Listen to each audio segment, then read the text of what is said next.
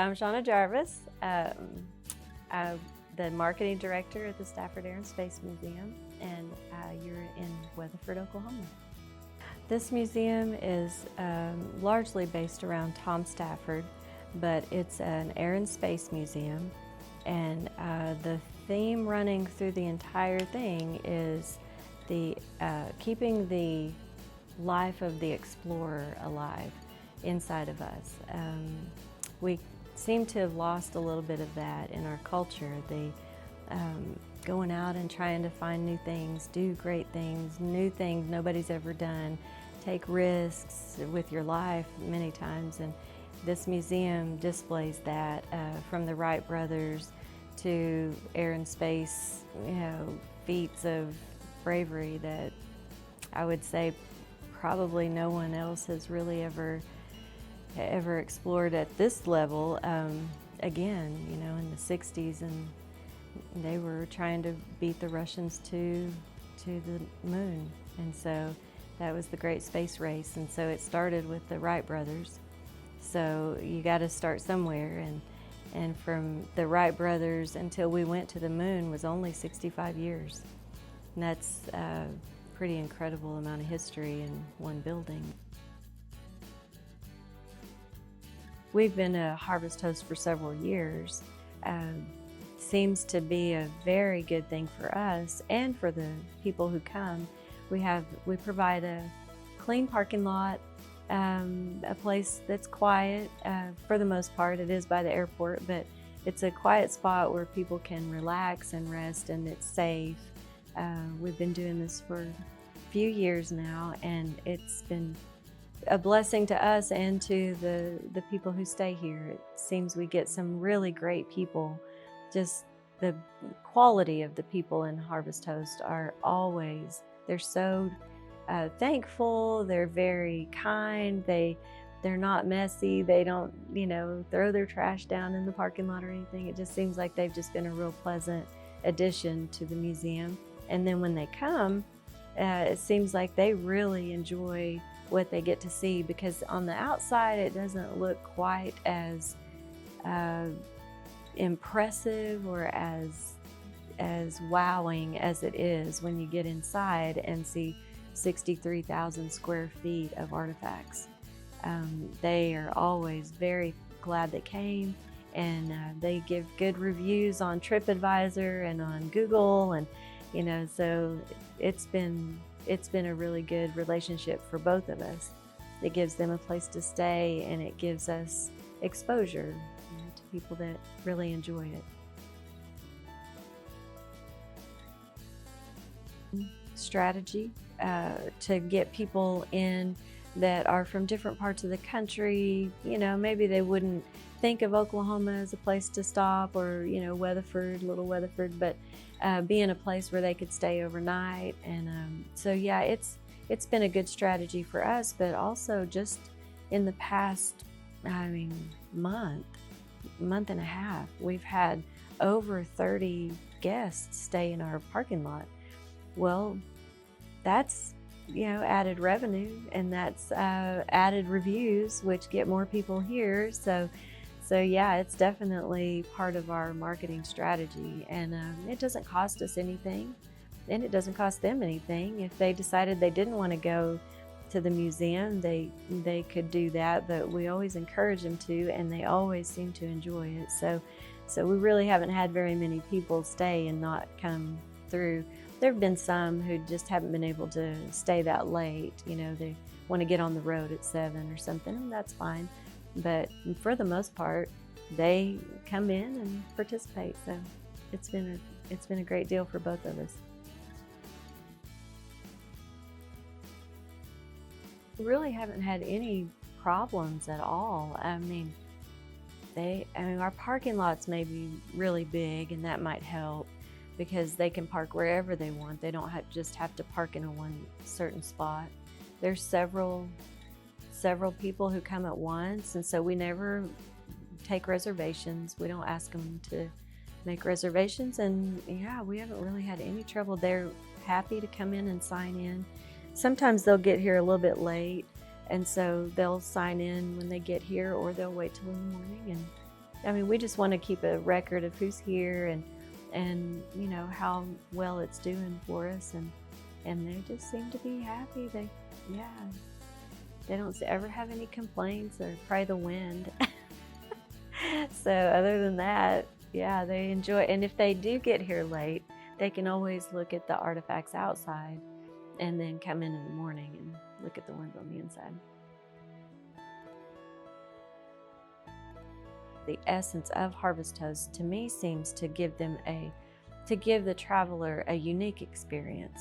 It's not really to, you know, just go to the normal places. You know, Harvest Toast seems to be the ones that if you want something a little off the beaten path, if you want to get to know people from the area, if you want to experience just a little bit of the culture of that place, that seems to be what Harvest Toast is about to me. That's the way I look at it. When I see the website and some of the things and adventures people are going on, those are not normal, like, you know, just go to the big city, park in the normal parking space, eat at the normal places, do the normal things, you know. This is more interacting with the local people, getting to know what's going on in that small bit of world that you get to be a part of just for a little bit, and then move on to the next little world that you get to be a part of. That seems to be what Harvest Toast is about. I think they expect us to have a clean, open space for them. We try to make it clear what we have to offer. Expect flexibility. You know, if they don't want to park over there, they want to park over there, it's fine with us. You know, you're not stuck. And I think they maybe expect to see something less than what they get. You know, I think they expect to see a nice museum, interesting, something in Western Oklahoma, but I don't think they expect to receive what they get when they actually get inside. And that's the exciting part, to overwhelm them with, oh my gosh, you know. So that's always a great thing, because every time somebody's ever come out, they're always impressed, and they say, I cannot believe you have this or that, and some of them will even say it's better than the Smithsonian or the Space Museum in Houston. I mean, there's a lot of exciting things that you hear as the person's coming out, and so I think they expect less actually than what they get here. They really don't expect us to provide anything, the hookups or the bathroom use or anything like that. We don't. I mean, they could come in and we'd be happy for them to use our bathroom, but they don't expect that.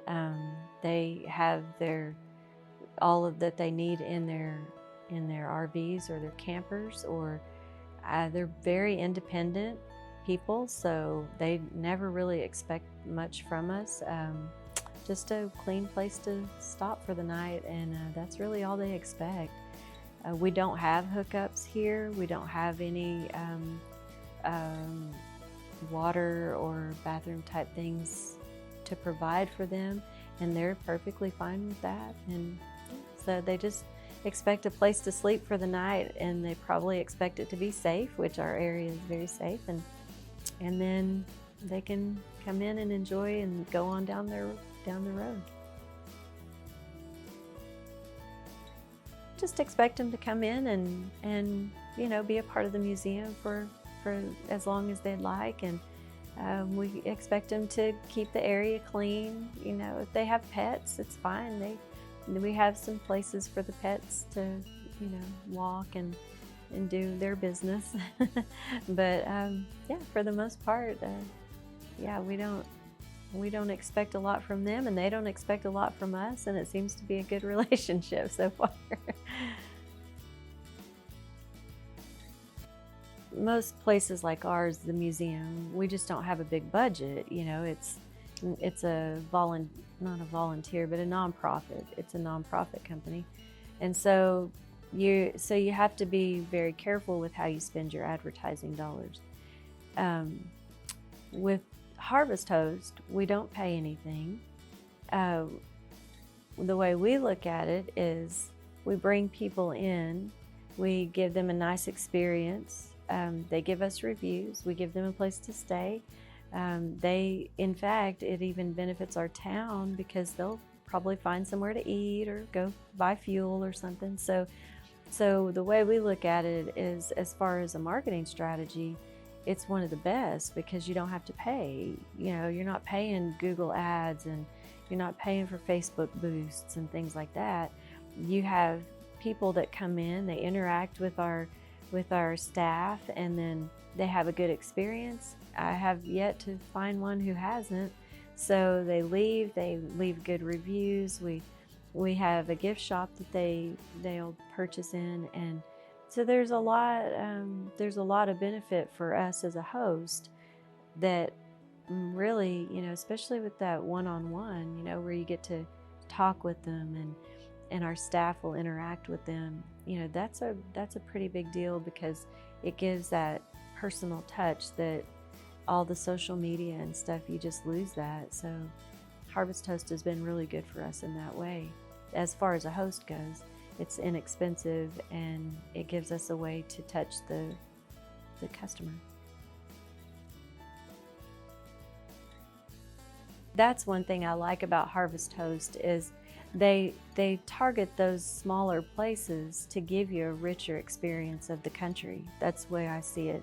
I've not ever traveled with Harvest Host. Like, I don't have an RV, but I've done a lot of research on their website, and I love their concept of getting people out of the city and into the country, or during a harvest time of maybe, a field of whatever, and then you can go out to their farm and park, which would be really cool, and it would just, it's something that makes the country what it really is and not just the perception of what it is. And one of the things I've noticed in my own traveling through America is that a lot of the people are the same. They're just down to earth, everyday people, they're not glamorous and all that, but they have such great stories. And you'd never think that Chickasha would be one of the places for the best barbecue.